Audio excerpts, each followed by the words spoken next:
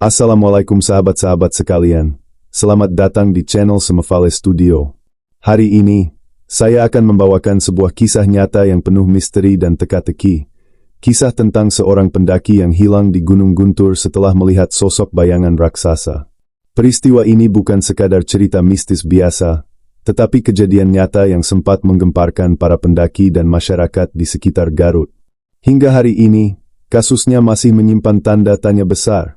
Apa yang sebenarnya terjadi di lereng Gunung Guntur malam itu? Apakah benar ada sosok penjaga besar yang menampakkan diri?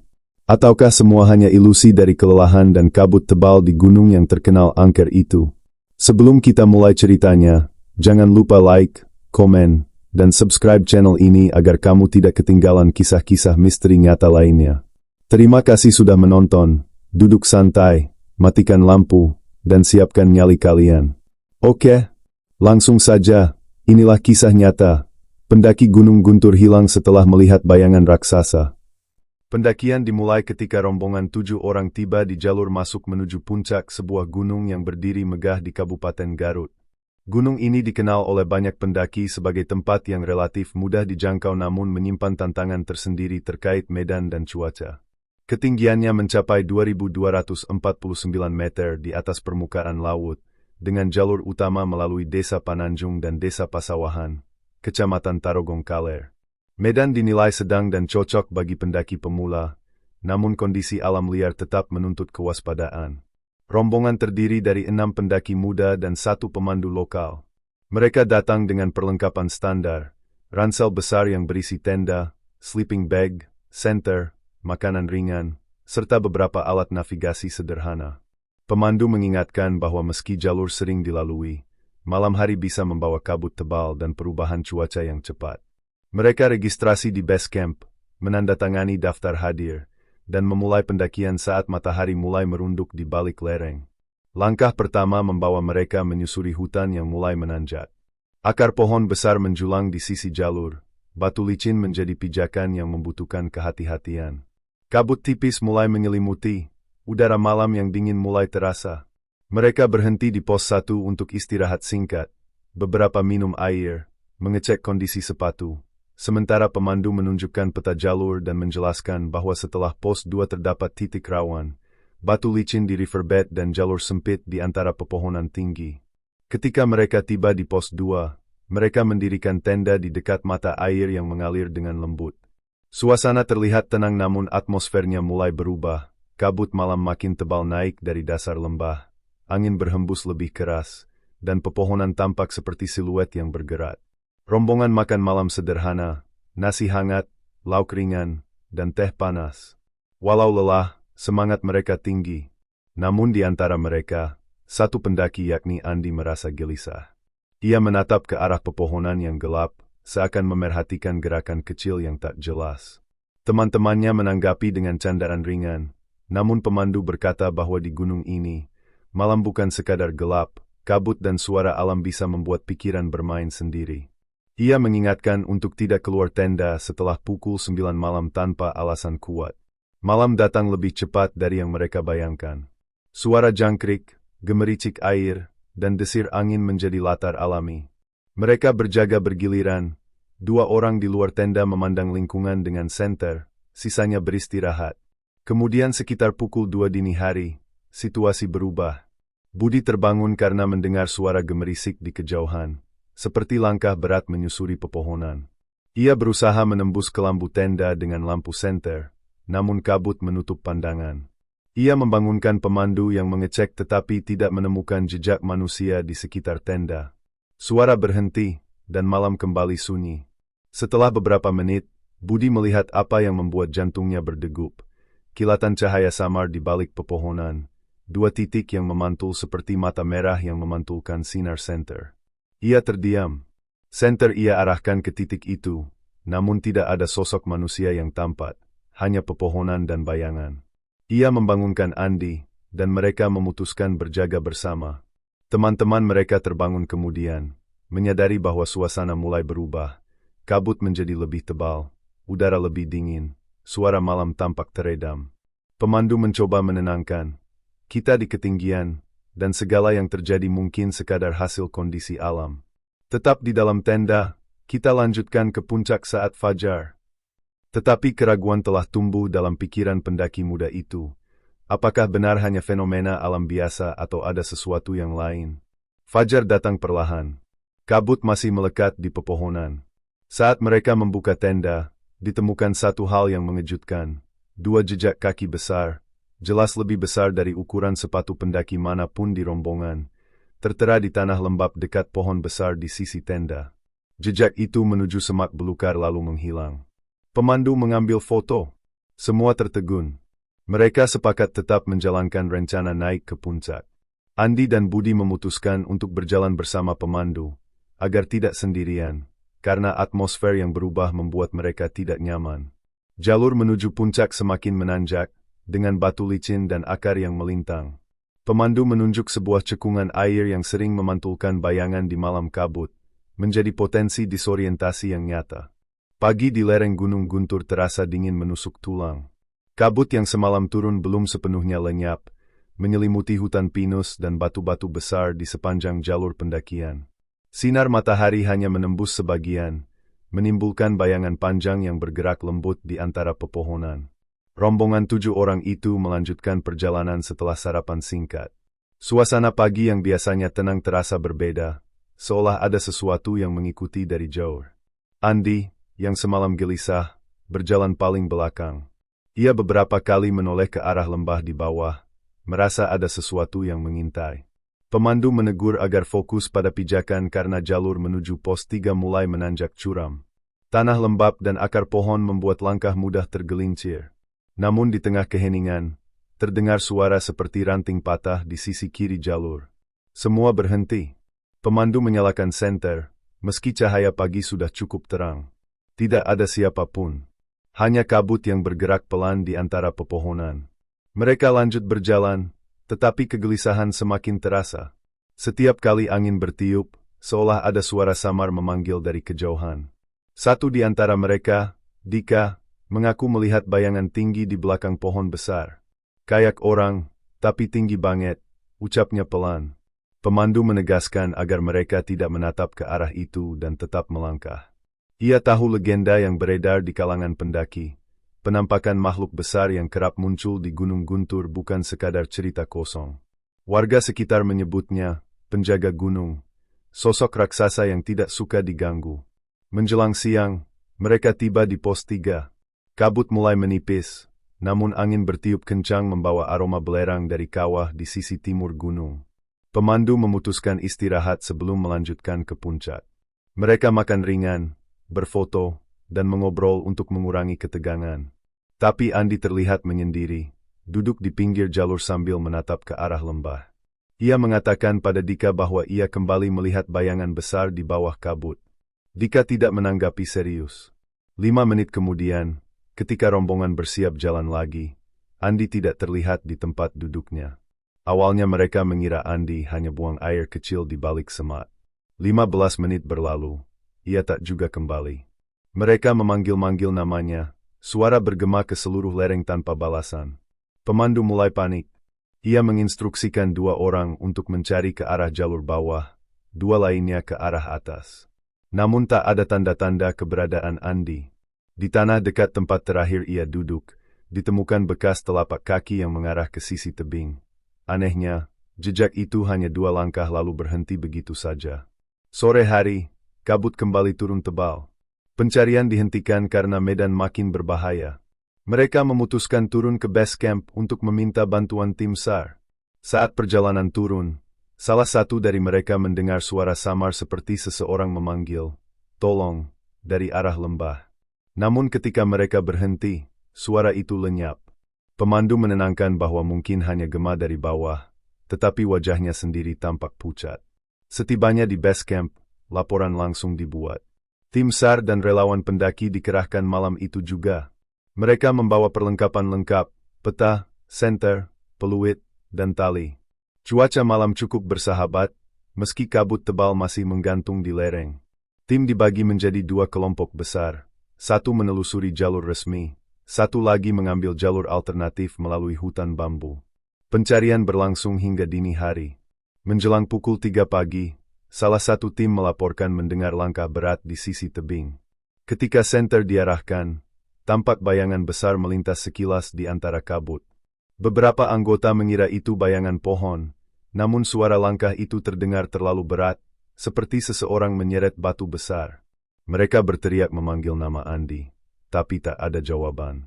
Tak lama kemudian, mereka menemukan jejak besar serupa dengan yang terlihat di sekitar tenda semalam. Panjangnya hampir 2 kali ukuran kaki manusia dewasa. Jejak itu menuju ke arah jurang kecil, namun berhenti di tepi tebing tanpa tanda-tanda tubuh terjatuh. Pencarian dilanjutkan hingga pagi, namun hasilnya nihil. Tidak ada pakaian, tas, atau jejak barang milik Andi. Hanya bau aneh seperti belerang dan tanah basah yang menyengat di sekitar area tersebut. Beberapa relawan mengaku merasa pusing dan mual ketika mendekat ke lokasi. Pemandu meminta agar pencarian dihentikan sementara untuk memberi waktu bagi pihak kepolisian dan tim medis. Keesokan harinya, media lokal mulai memberitakan kejadian ini. Judulnya menggema di berbagai portal berita. Pendaki hilang misterius di Gunung Guntur, diduga tersesat di kabut. Warga sekitar mulai berdatangan ke base camp, sebagian menawarkan bantuan spiritual. Seorang kuncen gunung setempat mengatakan bahwa mungkin pendaki tersebut melewati wilayah yang tidak boleh dilintasi. Menurut kepercayaan lama, di sekitar pos 3 terdapat area larangan yang dikenal sebagai Leuung Larangan. Tempat dipercaya menjadi persinggahan makhluk penjaga gunung. Keterangan saksi dari rombongan menambah misteri. Mereka bersumpah melihat bayangan besar sebelum Andi menghilang, bayangan setinggi 2 kali manusia dewasa yang tampak samar di balik kabut. Namun ketika polisi memeriksa lokasi dengan peralatan lengkap, tak ditemukan apa-apa. Bahkan anehnya, jejak kaki besar yang difoto sebelumnya menghilang semalaman, tertutup tanah lembab tanpa bekas. Hilangnya Andi menjadi sorotan besar. Banyak pendaki menunda rencana naik ke Gunung Guntur karena takut akan kejadian serupa. Sementara itu, keluarga korban datang ke lokasi dan berharap Andi masih hidup. Mereka percaya anaknya hanya tersesat dan akan ditemukan dalam kondisi selamat. Namun bagi pemandu, ada hal yang sulit dijelaskan. Malam sebelum Andi hilang, ia bermimpi melihat sosok tinggi berwarna hitam berdiri di antara kabut, menatap ke arah tenda mereka tanpa bergerak. Sosok itu tidak memiliki wajah, hanya bayangan besar dengan tangan panjang yang menjulur ke tanah. Ketika ia terbangun, kabut di luar tenda jauh lebih tebal dari biasanya.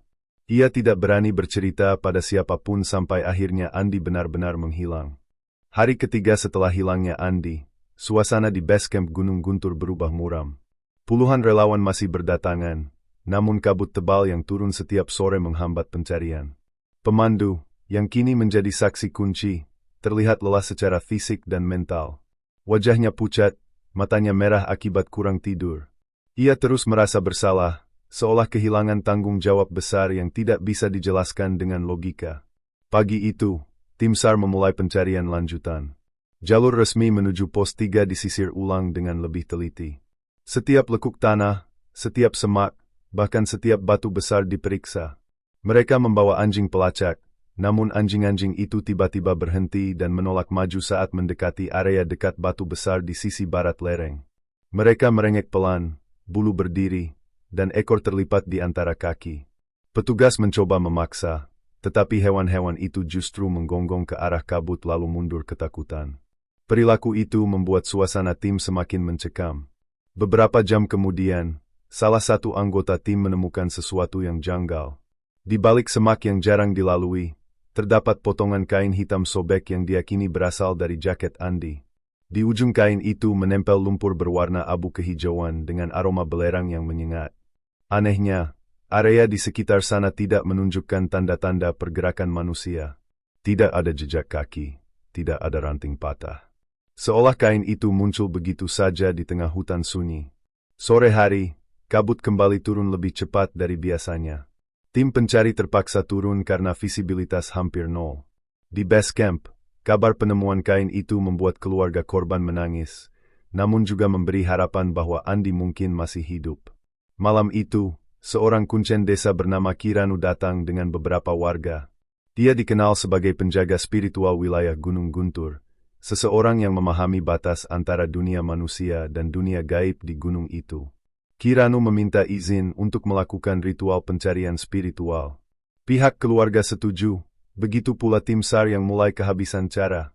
Sekitar pukul 8 malam, di tengah area lapang dekat base camp, Kiranu mulai menyiapkan sesajen, kemenyan, bunga 7 rupa, air dari mata air pasawahan, dan sebatang bambu kecil yang dijadikan penunjuk arah.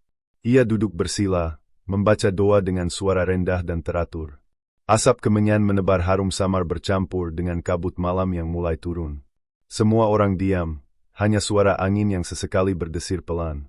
Tak lama kemudian, Kiranu membuka mata. Wajahnya berubah serius. Ia berkata bahwa Andi tidak jauh dari jalur pendakian, namun ia tidak berada di alam yang sama. Menurutnya, Andi tersesat ke wilayah yang disebut Leuung Larangan, hutan gaib tempat makhluk-makhluk besar berdiam. Dia menjelaskan bahwa di gunung ini ada sosok penjaga yang sering muncul dalam bentuk bayangan raksasa ketika manusia melanggar batas atau berkata sombong di jalur pendakian. Salah satu pendaki yang ikut rombongan, Dika, tertegun. Ia teringat bahwa sebelum berangkat, Andi sempat bercanda dengan berkata, "Gunung ini sudah biasa, mana mungkin bisa bikin orang hilang." Candaan yang terdengar sepele, namun menurut kepercayaan lokal, ucapan seperti itu bisa dianggap menantang penghuni gunung. Dika merasa bersalah, menyadari bahwa hal-hal kecil yang dianggap remeh bisa berdampak besar di tempat seperti ini. Ritual berlanjut dengan pembacaan doa. Kiranu kemudian menunjuk arah barat laut, ke lereng yang jarang dilalui pendaki. Ia berkata bahwa di sanalah pintu kabut terbuka, tempat peralihan antara dunia nyata dan dunia makhluk tak kasat mata. Ia memperingatkan agar tidak ada yang naik malam itu, karena waktu maghrib hingga tengah malam adalah jam rawan. Pencarian baru boleh dilanjutkan esok pagi setelah matahari naik tinggi. Keesokan harinya, tim gabungan kembali menyisir lereng barat laut sesuai petunjuk Kiranu. Perjalanan terasa berbeda. Udara di jalur itu lebih dingin, angin seakan membawa bisikan samar. Salah satu relawan mengaku mendengar langkah kaki di belakangnya, tetapi saat menoleh, tidak ada siapapun. Mereka menemukan area lapang kecil yang ditumbuhi lumut tebal dan pepohonan tua menjulang tinggi. Di tengah area itu terdapat batu besar dengan bentuk seperti telapak tangan manusia raksasa. Permukaannya halus seolah sering tersentuh sesuatu. Ketika mereka beristirahat, tiba-tiba kabut turun tebal tanpa peringatan. Suhu turun drastis.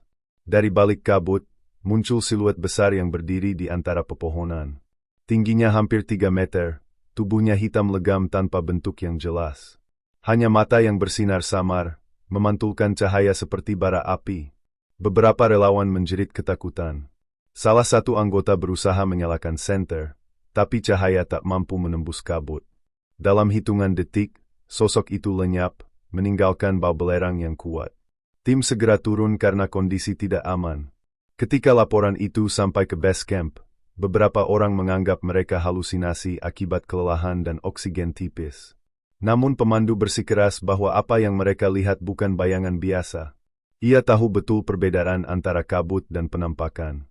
Sejak malam itu, pencarian resmi dihentikan sementara untuk evaluasi keselamatan. Malam berikutnya, Kiranu kembali melakukan ritual. Ia mengatakan bahwa roh Andi masih berada di sekitar gunung, namun tubuhnya mungkin sudah tidak kuat menahan dingin. Ia meminta keluarga korban membawa pakaian Andi yang masih di rumah untuk digunakan sebagai media pemanggilan. Saat ritual berlangsung, api lilin yang diletakkan di depan kuncen tiba-tiba padam tertiup angin, padahal udara di sekitar sangat tenang. Kiranu terdiam lama, lalu berkata pelan, "Dia sudah tidak berada di jalur manusia." Ucapan itu membuat semua orang terpaku. Beberapa warga menangis, sementara tim SAR hanya bisa saling pandang tanpa kata. Sejak malam itu, pencarian berubah arah, bukan lagi mencari untuk menyelamatkan, tetapi mencari untuk menemukan tanda, apapun bentuknya. Kisah hilangnya Andi kini menyebar luas. Media nasional mulai menyoroti misteri Gunung Guntur, sementara pendaki dari luar daerah berdatangan hanya untuk melihat lokasi kejadian. Namun bagi warga setempat, kejadian ini bukan hal pertama. Sudah beberapa kali ada pendaki hilang di area yang sama, dan hampir semuanya berawal dari kabut serta penampakan bayangan besar. 3 hari setelah ritual terakhir Kiranu, kabar datang dari tim relawan yang berpatroli di sisi barat Gunung Guntur. Mereka melaporkan menemukan sesuatu yang dianggap penting. Sebuah area yang sebelumnya tertutup kabut pekat kini terlihat jelas. Di sana, mereka melihat sisa-sisa peralatan pendaki, sepotong tali, botol air, dan bagian dari kompor kecil yang terbakar sebagian. Barang-barang itu diyakini milik Andi, karena cocok dengan daftar perlengkapan yang dibawa rombongan pada hari pendakian. Penemuan itu membuat tim gabungan segera naik kembali ke lokasi, kali ini dengan pengawasan langsung dari petugas kepolisian dan relawan senior. Jalur menuju tempat itu tidak mudah. Mereka harus melewati jalur berbatu yang curam, kemudian menuruni lembah kecil yang dipenuhi pohon pinus tumbang. Aneh ya, meski area itu masih termasuk bagian gunung yang sering dilalui satwa, tidak ada suara burung atau serangga sama sekali. Hening yang terlalu sempurna. Ketika tim tiba di titik yang disebutkan, mereka menemukan sebuah ruang terbuka di antara pepohonan. Di tengah area itu, terdapat lubang tanah besar seperti bekas longsor kecil. Di tepi lubang itulah barang-barang Andi ditemukan. Namun yang membuat bulu kuduk berdiri bukanlah peralatan itu, melainkan bentuk lubang tersebut, menyerupai jejak kaki raksasa yang menancap dalam di tanah. Lebarnya lebih dari 2 meter, kedalamannya sekitar setengah meter. Tanah di sekitarnya berwarna lebih gelap, seperti terbakar oleh sesuatu. Polisi segera memasang garis pembatas dan mengambil sampel tanah untuk diperiksa. Namun tidak ada tanda-tanda keberadaan tubuh manusia. Di sisi lubang, salah satu relawan menemukan potongan kecil kain hitam, masih basah dan berbau belerang. Setelah diperiksa lebih dekat, ternyata kain itu bagian dari celana panjang yang dipakai Andi saat mendaki. Semua orang terdiam. Beberapa mulai berdoa pelan, sementara yang lain hanya menatap tanah tanpa berkata-kata. Pemandu yang ikut di tim pencarian terlihat gemetar. Ia mengatakan bahwa lokasi itu bukan jalur pendakian biasa. Menurut cerita warga tua, tempat itu dikenal dengan nama Pasir Angin, area yang dianggap paling angker di Gunung Guntur. Dulu, pendaki yang nekat masuk ke sana sering mendengar suara langkah berat dan bayangan besar di antara kabut. Banyak yang percaya bahwa di sanalah sosok penjaga gunung sering muncul. Menjelang sore, kabut kembali turun cepat. Tim bergegas menuruni lereng untuk menghindari kehilangan arah. Namun sebelum benar-benar pergi, seorang anggota SAR bernama Rino mengaku melihat sesuatu bergerak di balik kabut di tepi lubang. Ia menyorot dengan senter, tapi yang terlihat hanya kabut tebal bergulung. Tiba-tiba terdengar suara berat seperti desahan napas panjang, disusul suara langkah yang sangat berat, seolah tanah bergetar. Mereka segera mundur dengan panik dan turun menuju pos aman. Malam itu, suasana di base camp kembali mencekam. Beberapa anggota tim terlihat shock. Mereka menggambarkan sosok yang samar, besar, dan hitam yang berdiri di antara kabut ketika mereka menoleh terakhir kali. Wajahnya tak terlihat, namun siluetnya begitu tinggi dan berbahu lebar. Sebagian percaya itu hanya permainan cahaya, namun yang lain yakin mereka melihat sesuatu yang bukan manusia. Keesokan harinya, tim pemeriksa laboratorium datang membawa hasil analisis tanah dan kain dari lokasi. Hasilnya mengejutkan, tanah mengandung kadar belerang yang sangat tinggi, jauh melebihi normal di area lain gunung itu. Seolah ada sumber panas atau energi kuat yang pernah muncul di titik tersebut.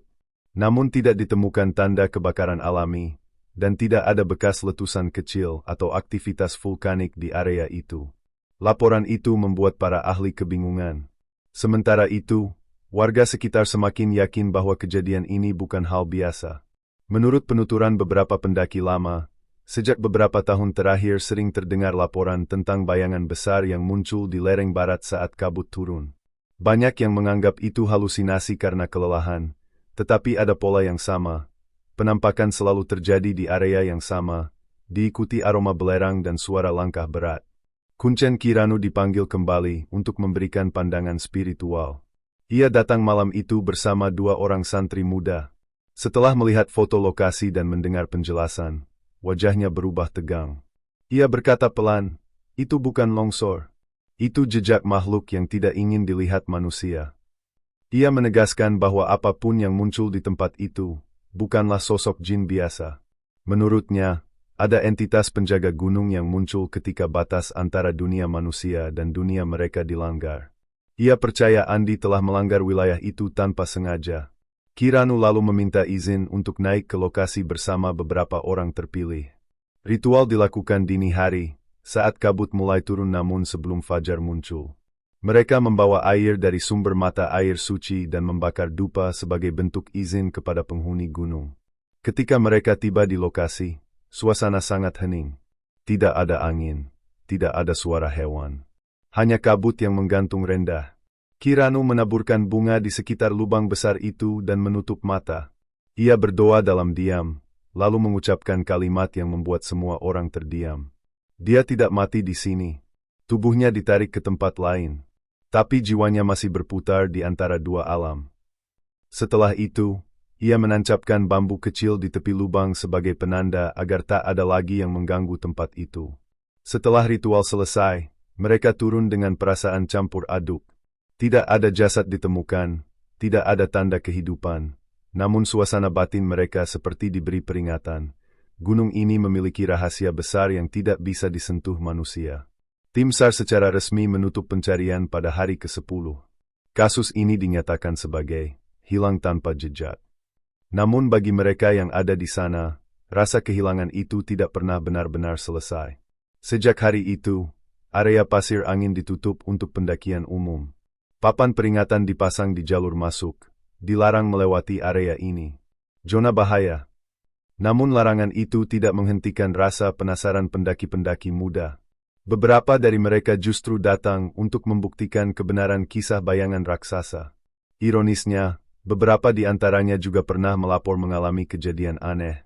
Suara langkah di belakang, kabut yang tiba-tiba menebal, dan bayangan besar yang berdiri diam di antara pepohonan. Hari ke-10 sejak hilangnya Andi menjadi penanda berakhirnya pencarian resmi oleh tim gabungan. Di pos utama base camp, suasana sunyi. Para relawan sudah pulang satu persatu, meninggalkan hanya beberapa petugas yang masih menyusun laporan terakhir. Di atas meja kayu, berserakan peta jalur pendakian, daftar log kegiatan, dan foto-foto lokasi penemuan barang milik Andi. Setiap lembar kertas di sana seolah menyimpan pertanyaan yang belum pernah terjawab. Kepolisian menyimpulkan bahwa hilangnya Andi tergolong dalam kategori pendaki hilang di alam liar tanpa bukti fisik. Namun di balik kesimpulan administratif itu, banyak pihak yang tahu bahwa peristiwa di Gunung Guntur kali ini jauh lebih aneh daripada sekadar pendaki tersesat.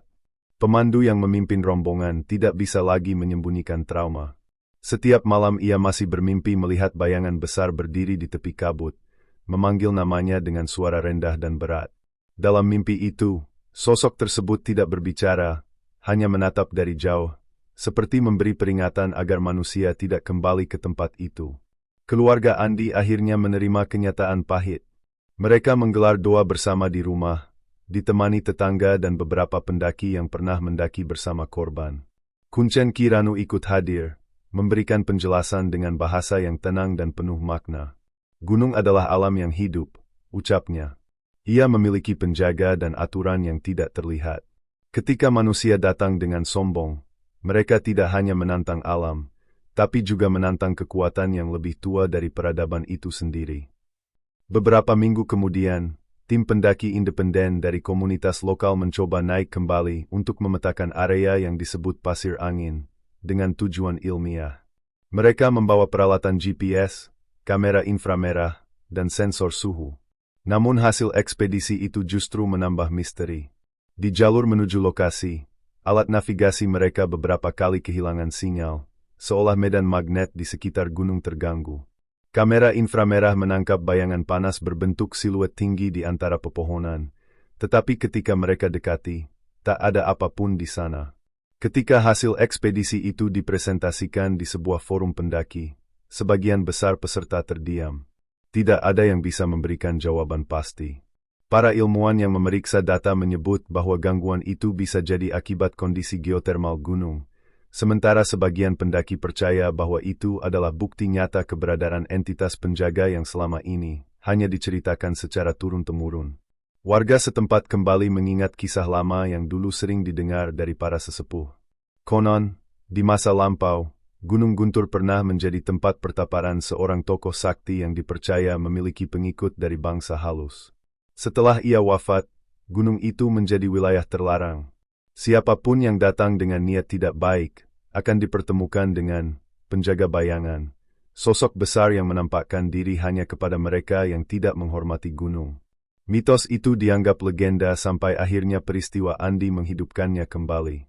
Pemerintah daerah Garut kemudian mengeluarkan peraturan pembatasan pendakian di jalur barat gunung, terutama di sekitar pos 3 hingga area pasir angin. Papan peringatan baru dipasang dengan tulisan sederhana namun tegas. Hormati alam. Jangan berbicara sombong di gunung. Jangan melewati jalur yang tidak dikenal. Namun bahkan setelah larangan itu diberlakukan, kisah tentang bayangan raksasa tidak pernah benar-benar hilang. Pendaki yang datang setelahnya masih melaporkan kejadian aneh. Ada yang mengaku mendengar suara langkah besar di belakangnya, padahal ia sendirian. Ada pula yang tiba-tiba merasa tubuhnya berat seolah sedang diperhatikan. Seorang pendaki perempuan bahkan bercerita bahwa ia sempat melihat sosok besar berdiri di antara kabut dekat mata air. Sosok itu tidak bergerak, hanya memandangi rombongannya dari jauh. Ketika ia menyalakan senter, kabut menutup seluruh pandangan dan dalam sekejap sosok itu hilang. Beberapa bulan kemudian, pemandu yang dulu memimpin rombongan Andi memutuskan untuk tidak lagi membawa pendaki ke Gunung Guntur. Ia memilih menetap di desa dan membantu Kiranu dalam kegiatan perawatan jalur spiritual gunung. Ia berkata, gunung bukan tempat untuk menantang. Ia tempat untuk belajar rendah hati. Kita mendakinya bukan untuk menaklukkan, tapi untuk memahami batas diri. Kisah hilangnya Andi kemudian menjadi legenda baru di kalangan pendaki Indonesia. Banyak yang menganggapnya peringatan agar manusia tidak menyepelekan alam. Gunung Guntur, yang dulu dikenal karena keindahan pemandangannya, kini juga dikenal sebagai gunung dengan misteri yang tidak terpecahkan. Ada pesan moral yang kuat dari tragedi ini, bahwa setiap langkah manusia di alam liar selalu diawasi. Tidak semua yang terlihat dapat dijelaskan, dan tidak semua yang tak terlihat harus dicari. Kadang, rasa ingin tahu bisa menjadi pintu menuju hal yang tidak seharusnya disentuh. Hingga hari ini, tidak ada yang tahu pasti kemana Andi pergi. Tidak ada jasad ditemukan, tidak ada bukti yang meyakinkan. Namun banyak yang percaya bahwa ia masih berada di sana, menjadi bagian dari rahasia Gunung Guntur yang tak pernah selesai diceritakan. Setiap kali kabut turun tebal di lereng barat, pendaki yang berkemah di pos 2 sering mengatakan mereka mendengar langkah berat di antara pepohonan, disusul suara samar seperti bisikan. Jangan sombong di gunung. Kata itu berulang, lembut, namun jelas. Dan setiap kali suara itu terdengar, angin selalu bertiup dingin dari arah pasir angin, seolah gunung itu mengingatkan manusia untuk berhenti menantang batas yang bukan miliknya. Beberapa tahun setelah hilangnya Andi, Gunung Guntur tetap berdiri angkuh di langit Garut.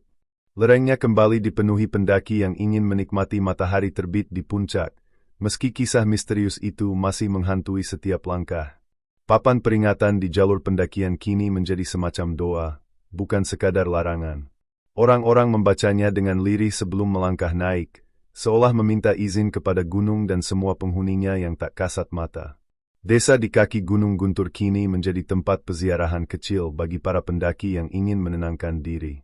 Banyak yang datang hanya untuk menyalakan dupa di pos awal, menundukkan kepala, lalu berbisik dalam hati agar perjalanan mereka selamat. Kiranu masih hidup, meski sudah tua, dan sesekali ia duduk di bel bambu dekat base camp. Bila ada yang bertanya tentang Andi, ia hanya menjawab singkat, gunung sudah memanggilnya pulang. Tidak ada nada duka, hanya ketenangan. Sementara itu, mitos tentang bayangan raksasa semakin meluas. Ada yang menyebutnya jelmaan penjaga kawah, ada pula yang percaya ia adalah roh dari para pendaki yang tak pernah kembali. Namun bagi sebagian kecil orang yang pernah melihatnya, sosok itu bukan makhluk jahat. Ia hanya pengingat. Pengingat bahwa gunung bukanlah tempat untuk diuji, melainkan dihormati. Malam-malam di Gunung Guntur masih sama. Angin dingin membawa aroma belerang, kabut turun perlahan menutupi puncak, dan suara burung malam terdengar jauh dari lembah. Tapi kadang, saat bulan purnama menggantung sempurna di langit, bayangan besar terlihat di antara kabut. Tidak bergerak, tidak menyerang, hanya berdiri diam seolah menjaga sesuatu yang tidak boleh disentuh manusia. Penduduk desa percaya, setiap kali bayangan itu muncul, gunung sedang berduka. Mungkin untuk mereka yang datang tanpa izin, mungkin untuk mereka yang hilang tanpa jejak. Dan setiap kali itu terjadi, angin dari puncak membawa suara samar yang terdengar seperti doa, atau mungkin peringatan. Jangan sombong di gunung. Kalimat itu kini menjadi mantra di kalangan pendaki. Bukan sekadar ucapan, tapi peringatan dari pengalaman nyata yang meninggalkan luka dan rasa hormat yang dalam. Gunung Guntur tetap menjadi misteri. Ia menelan kisah, menyembunyikan rahasia, dan menjaga batas antara dunia manusia dan dunia yang tidak bisa dijelaskan. Di sanalah Andi mungkin masih berjalan, dalam bentuk yang tidak kita pahami, menyatu dengan kabut dan bayangan besar yang pernah ia lihat. Dan hingga kini, setiap kali pendaki menatap kabut yang bergulung di lereng barat, selalu ada rasa aneh yang sulit dijelaskan. Perasaan bahwa seseorang sedang memperhatikan mereka dari kejauhan. Gunung tidak pernah tidur. Ia hanya diam, menunggu manusia belajar untuk tidak melupakan rasa takut dan hormatnya. Dan itulah kisah nyata yang hingga kini masih menjadi misteri besar di Gunung Guntur. Seorang pendaki yang hilang tanpa jejak, setelah mengaku melihat bayangan raksasa di tengah kabut tebal. Tidak ada jasad yang ditemukan, tidak ada bukti yang pasti, hanya cerita, jejak samar, dan rasa takut yang masih menghantui banyak orang yang pernah mendaki gunung ini. Kisah ini mengajarkan kita satu hal penting, bahwa alam bukan tempat untuk disombongi. Gunung bukanlah arena untuk menantang keberanian, tapi tempat untuk belajar tentang kerendahan hati dan rasa hormat terhadap kekuatan yang lebih besar dari manusia. Bagi para pendaki, kisah ini menjadi pengingat agar selalu menjaga sikap, ucapan, dan niat saat berada di alam terbuka. Karena kita tidak pernah tahu siapa atau apa yang sedang memperhatikan kita dari balik kabut. Terima kasih sudah menonton cerita ini sampai akhir. Jangan lupa like, komen, dan subscribe agar kamu tidak ketinggalan kisah-kisah nyata penuh misteri lainnya di channel Semefale Studio. Sampai jumpa di cerita berikutnya. Wassalamualaikum warahmatullahi wabarakatuh. Dan ingatlah, setiap gunung punya rahasianya sendiri. Jangan pernah menantangnya, cukup hormati dan jaga alamnya.